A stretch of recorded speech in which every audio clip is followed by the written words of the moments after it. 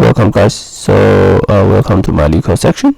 So this video we try to solve basically is this for some number 2. So give you a, b, c, d, and you need to calculate how many tuples in a and b and c and d. Sum is 0. Okay, so for example, this one you will have 2, then just take a 0 0 0 and one element, or the 1 1 0 0 element.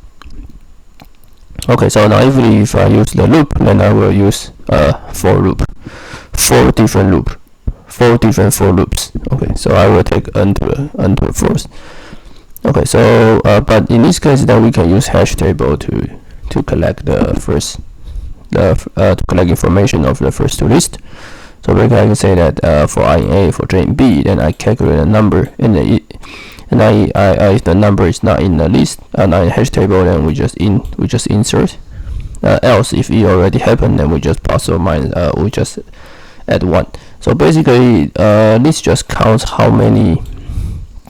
So you just create a dictionary, and the key is just the sum, the different pair, the different possibilities of I plus J, and the value just how many numbers, how many solutions. And then in this case, that we do the same thing, but we first initialize S, and for I and C, for J and D, then we calculate this T.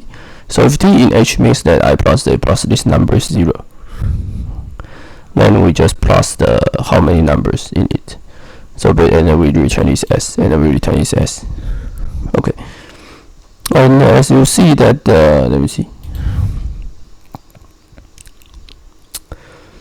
As you see, the results looks not very good, not super faster, but it's still okay. Yeah, I think this is okay.